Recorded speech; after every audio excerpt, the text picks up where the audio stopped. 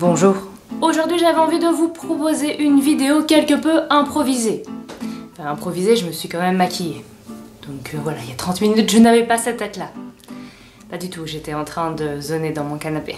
Comme en ce moment j'ai envie de vous faire 2 vidéos par semaine, je me permets une vidéo un peu plus improvisée, un peu plus relax, comme celle que je vais vous faire maintenant. Et donc j'avais envie de vous faire un book haul.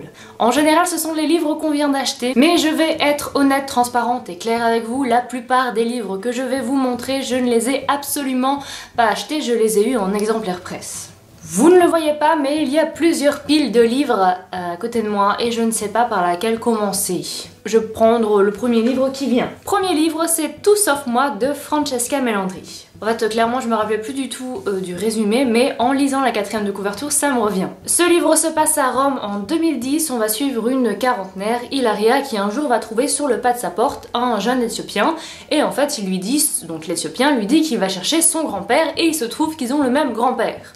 Donc elle décide un peu de mener l'enquête, ça va être secret de famille et tout ça. Et voilà, ça a l'air pas mal. J'avoue je suis pas emballée plus que ça et ça c'est un peu le problème quand je prends des services presse, c'est que parfois je les prends un peu par curiosité et pas par réelle vraiment envie. Vous savez quand vous avez vraiment envie d'un livre et que vous vous sentez excité et quand vous l'achetez ou quoi que ce soit, c'est pas toujours pareil avec les SP parce qu'on peut l'avoir gratuitement, hein, c'est un peu le but. Ensuite, j'ai dans ma pile Ma chérie de Laurence Perrin. C'est un livre que j'ai notamment vu sur la chaîne d'Amélie et de Isa Natural Tales. Elles ont beaucoup apprécié, donc je me suis fiée totalement à leur avis pour prendre celui-ci en exemplaire presse. En fait, c'est très bizarre ce livre parce que quand on voit la couverture, on a clairement l'impression que ça va être un livre qu'on appelle un peu un livre feel good et ça ne me tente pas du tout. Et même la 4e de couverture me tente pas plus que ça, mais j'ai tellement eu des retours positifs dessus que, allez, j'ai quand même très envie de le lire. Comme vous le voyez, je vous présente plus les exemplaires presse des livres qui sont déjà parus et que j'ai envie de lire. Il y en a aussi qui sont à paraître, mais ceux-là je les garde pour la fin. On a La vie qui m'attendait de Julien Sandrel. On va suivre Roman qui un jour va rencontrer une personne un peu âgée qui va lui dire « Mais pourquoi en fait je vous ai croisé à Marseille ?» Voilà, je vous ai croisé à Marseille et vous vous cachiez sous une perruque rousse. Pourquoi? Le problème, c'est que Roman, apparemment, n'a jamais mis les pieds à Marseille. Et par contre, elle est bien rousse. Et ça, personne ne le sait puisque ça fait des années qu'elle se colore les cheveux en châtain. Voilà, encore une petite enquête. À mon avis, c'est aussi un livre qui met énormément de baume au cœur. Et pourquoi pas. On a L'ombre portée de Bernard Tirsiot. Il faut savoir que cet auteur est belge et que c'est aussi un vitrier et que je suis une fan absolue des vitraux. J'avais déjà vu d'ailleurs un reportage sur cet auteur, mais justement sur son travail de vitrier, et j'étais tombée totalement amoureuse, notamment de l'endroit où il vivait, où il faisait ses vitraux. Et justement dans ce livre, c'est de cet endroit qu'il va nous parler. Il va nous parler de sa maison familiale, il va nous parler de son histoire familiale. Je vous avoue que j'ai commencé, ça m'intéressait, j'ai arrêté juste parce qu'un autre livre me faisait de l'œil à ce moment-là. Mais j'espère le reprendre. Alors je viens juste de me rendre compte que depuis le début, je ne vous ai pas une seule fois cité la maison d'édition. Bravo Camille. En tout cas, je mettrai tout en barre d'infos. Voilà, je mets tous les titres des livres dont je vous ai parlé et je mets bien évidemment la maison d'édition à chaque fois. Et à partir de maintenant, je vais le faire. Quand je vous disais que cette vidéo n'était pas du tout préparée, je ne vous mentais absolument pas. On a donc Une éducation de Sarah Westover de chez Lattès. En fait, c'est bizarre, c'est que j'étais persuadée que donc Tara Westover raconte son histoire, ça je le sais, c'est sûr, mais j'étais persuadée qu'elle était chez les Mormons. Et il est écrit nulle part dans la 4e de couverture qu'elle est chez les Mormons. Donc soit je l'ai entendu quelque part et je l'ai assimilé au livre et c'est vrai, soit je l'ai entendu quelque part et je l'ai assimilé au livre et c'est faux. En tout cas, je ne sais pas si elle était chez les Mormons, dans une secte, mais il y avait quelque chose qui fait qu'elle n'a pas eu une enfance normale. Son père attendait la fin des temps, enfin ses parents sûrement attendaient la fin des temps, et ne croyait pas en la médecine ni en l'école publique. Elle a dû avoir une enfance particulière et ça a l'air aussi très intéressant. Je sais qu'il y a eu beaucoup d'avis très positifs sur ce livre, c'est pourquoi je l'ai pris, mais je ne sais pas pourquoi je ne l'ai pas encore lu. Peut-être par manque de temps, c'est possible, sûrement. Ensuite, on a Le théorème des labyrinthes de Tom Pollock chez Gallimard Jeunesse, c'est donc du young adulte, du jeunesse. Et ici en fait j'étais particulièrement intéressée déjà par la couverture. Ça c'est toujours en fait je trouve dans les romans young adult ce qui fonctionne très bien, c'est l'attrait qu'on a pour la couverture. Ici c'est totalement le cas. Et ce que j'avais beaucoup apprécié dans la quatrième de couverture, ou plutôt dans la lettre que l'auteur parfois envoie, enfin que les maisons d'édition ont fait écrire à l'auteur et qu'ils envoient avec les SP, l'auteur voulait absolument un héros, un personnage central qui était vraiment extrêmement angoissé. Et dès le début, puisque j'ai lu quand même les premières pages, on sent que Peter est un enfant extrêmement angoissé, puisque quand il va pas bien, il est obligé de manger. Et là il était en train de manger, je pense, une tasse en porcelaine. Apparemment ça se transforme en thriller psychologique pareil, mais j'avais... Enfin, vraiment ce livre quand je l'ai eu en main, j'étais très excitée à l'idée de le lire. Et puis d'autres livres me sont passés dans les mains et je l'ai un peu laissé de côté. On a aussi ce livre Camille Peretti, Le Chant des Mirabelles, chez Calman Levy. Ce qui m'a beaucoup plu dans la quatrième de couverture, c'est que ça se passe au Moyen-Âge, qu'on va suivre deux sœurs en quête d'émancipation. Il m'en fallait pas plus. J'ai dit oui. Pour éviter que cette vidéo ne soit trop longue, je vais m'attaquer aux livres qui sont à paraître, et clairement en fait ceux-là. Quand je les ai vus, je me suis dit voilà, j'ai envie de les lire tout de suite maintenant. J'étais vraiment très excitée. On attaque donc avec les livres qui sont à paraître avec wouhou, La personne de confiance de Didier Van Coevelaert. J'avais lu Jules de Didier Van Coevelaert et peut-être un autre, je ne sais plus.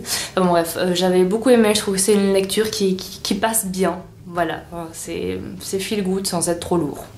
Et je ne sais absolument rien de ce livre puisqu'il n'y a rien écrit.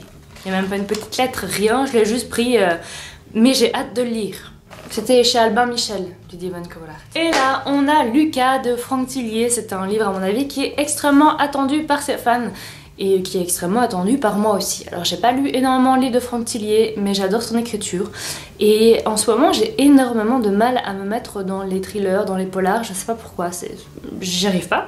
Donc j'espère qu'avec celui-ci ça va changer parce que j'adore cet auteur. Pareil, bien évidemment, je ne sais pas du tout de quoi ça parle, sinon ce serait trop facile. On arrive à un livre qui est un livre young adult. Et je vous assure que quand j'ai vu ce livre, j'ai été attirée, mais attirée comme un aimant parce qu'il était tellement beau, il avait l'air tellement bien. Et après j'ai vu les revues en anglais sur Goodreads et là, franchement, il n'a que des bonnes notes. Apparemment, c'est une tuerie ce livre. Et c'est De sang et de rage de Tommy Adeyemi. Alors, il est encore sous plastique. Je l'ai même pas encore ouvert. Je ne sais... C'est le tome 1, donc il va y avoir plusieurs tomes. Alors, je ne sais absolument pas de quoi ça parle non plus. Je pense que si, j'ai dû le lire en anglais, mais je ne sais plus. Et comme j'ai décidé que cette vidéo ne serait absolument pas préparée, j'ai même pas envie d'aller voir sur mon téléphone pour savoir de quoi ça parle. Je vous laisse faire cette démarche-là. Je suis vraiment très fainéante aujourd'hui. Et il va sortir le 2 mai. J'ai le temps de le lire. Ça c'est un peu le piège parce que quand c'est des livres qui sortent plus vers mai, je pense que le Tilly aussi, chaque fois je me dis ça va, j'ai le temps de les lire. Sauf que c'est dans un peu plus d'un mois. Et qu'à chaque fois je me fais avoir.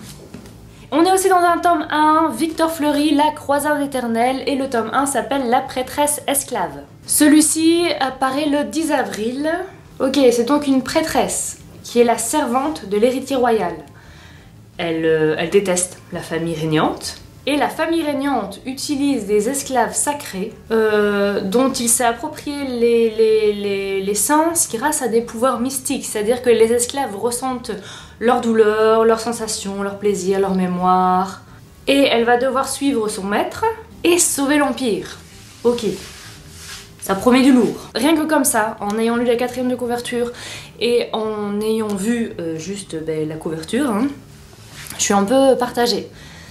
J'ai l'impression qu'il y a des éléments qui font que ça peut être vraiment génial. Et il y a d'autres éléments qui font que... je suis pas sûre. On en reparle après. J'ai dit que c'était chez Brajlon là? Non, je l'ai pas dit. Voilà, c'est chez Brajlon.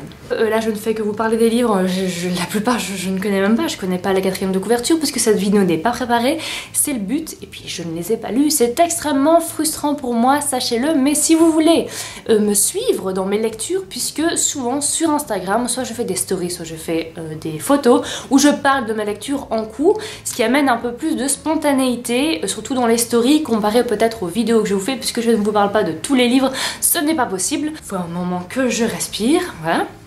Je vous mets donc mon Instagram quelque part ici en bas, vous pouvez me suivre et voilà, on peut parler aussi lecture en direct en quelque sorte. Dernier livre qui va paraître, et je me rends compte que j'ai pris beaucoup de young adultes dans les livres à paraître, mais il y a des trucs qui ont l'air vraiment géniaux. Dernier livre qui est à paraître, Le Royaume de Pierre d'Angle de Pascal, hein, c'est ça, Kivigé, et c'est chez Rouergue. Et donc le titre, puisque c'est encore un tome 1, oui voilà, c'est encore un tome 1, c'est L'Art du naufrage. Celui-ci va paraître... Et donc, le 10 avril, ça va paraître le 10 avril. Je l'ai dit 3 fois, c'est pas grave. Alors, il n'y a pas grand chose hein, sur la 4e de couverture, ce qu'on sait c'est qu'il va y avoir 4 tomes. Alors l'équipage a passé 2 ans à sillonner les mers, avec le prince Thibaut et ils décident de rentrer dans leur royaume qui est une île apparemment qui s'appelle Pierre d'Angle, sauf que une passagère clandestine qui était une esclave va arriver clandestinement dans le navire, hein, évidemment, et elle va ramener la lumière et la tempête. Ça veut pas dire grand chose mais elle va ramener ça. Alors ouais, ce qui est très bizarre c'est que clairement dans la 4e de couverture on sait pas grand chose, hein. Mais ça me tente énormément. Et des livres comme ça, parfois, je ne comprends pas pourquoi, comment, mais ça me tente à mort. Cette vidéo est maintenant terminée, j'espère qu'elle vous aura plu et j'espère aussi fortement qu'elle ne sera pas trop longue, parce que je n'ai aucune idée du temps que j'ai mis pour la filmer. N'hésitez pas à me dire si vous aimez ce genre de vidéo et si vous avez peut-être déjà lu un des livres que je vous ai présentés.